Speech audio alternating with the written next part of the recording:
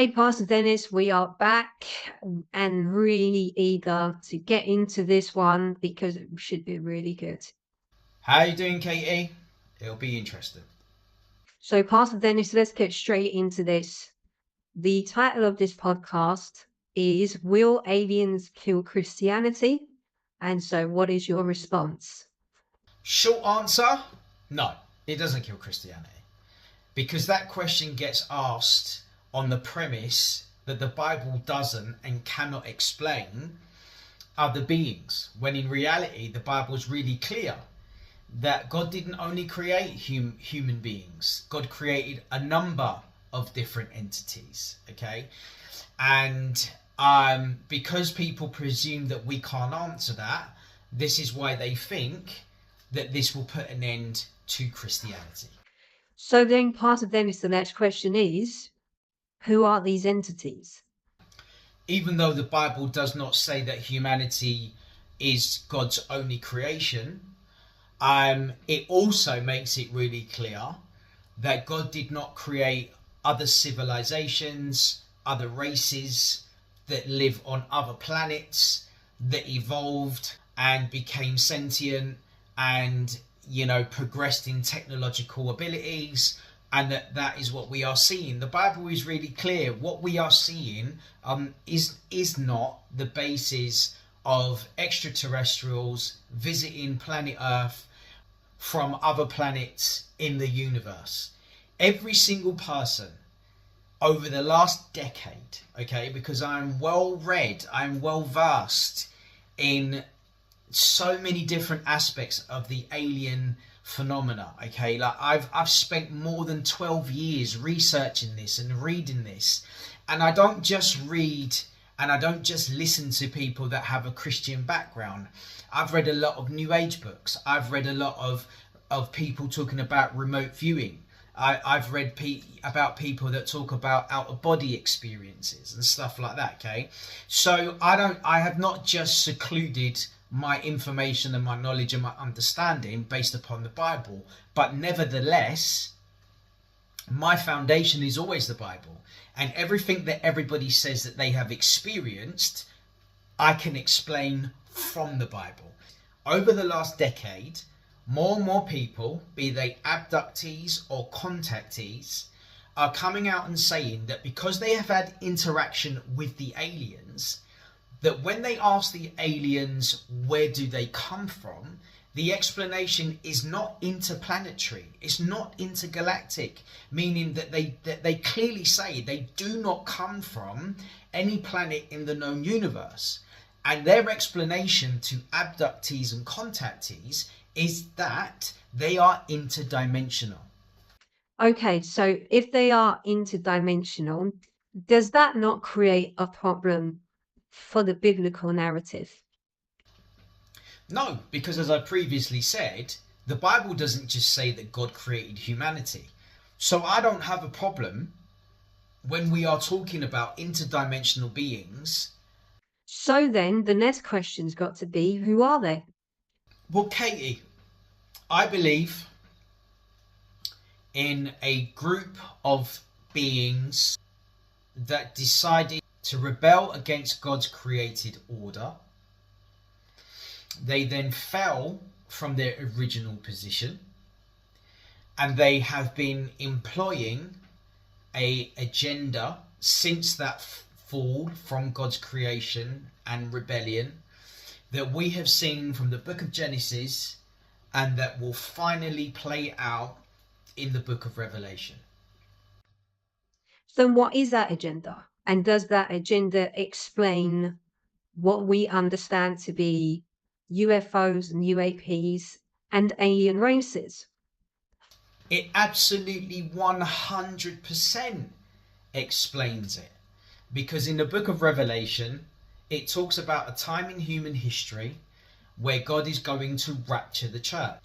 And then there is going to be the arising of a persona that is going to bring a one world government, a one world currency, and a one world of religion. And then the reason why we are seeing an increase of UAPs and UFOs is because they are trying to prove to humanity that they exist. Can you break that down a little bit further for us? So look, why all of a sudden are we living in a time in human history that is unprecedented, without a shadow of a doubt, that is trying to prove to us? There are so many voices, so many personalities out there that are trying to prove the existence of ET, okay? And they are trying to now get governments around the world to release the information that they have, be it photos, bodies that are not human, craft that apparently we have been reverse engineering and the like, okay? And the whole purpose of this is to prove to us, without a shadow of a doubt, that alien races exist, that there is life beyond the stars, and that we are not the only creation. And the reason for that is because the persona that will arise in these end times, as highlighted in the book of Revelation, needs an explanation for what will be the rapture when God takes the believers, okay? And the explanation at that time from this government politician who will arise to world power will be that aliens have taken the people. Okay, but you've said that they are not aliens, that they are interdimensional beings. So what do you think will be disclosed? Look, my personal belief is that I do not think disclosure is going to be what everybody says it's going to be, okay? One of the reasons why I think that is because you have President Trump, who has come out and said very plainly and very clearly he is not a believer in aliens. You have J.D. Vance, the Vice President of America, bearing in mind that it is America that has led the way in releasing all of the disclosure information. And both of these people have made it very clear that they do not believe in alien races. And to the degree where J.D. Vance said he believes that they are demons, right? So my question is this. If something is going to come out that is going to shake the world to its foundation to prove that alien races exist, why are the two people that are spearheading the disclosure saying they are unbelievers? That doesn't make any sense to me, okay? So I question, is there going to be an alien body revealed? I don't know. Is there going to be a UFO that is going to be presented to us to conclude the argument and prove that alien races exist? I don't know. I'll be really honest, I don't think that it will. I think that there's going to always be this cloak and dagger element to it.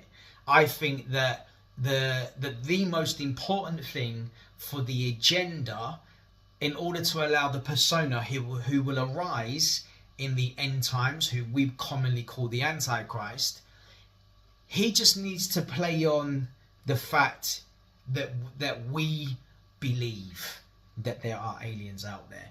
And if anything, the rapture will be the proof that there are civilizations outside of planet Earth that exist, okay?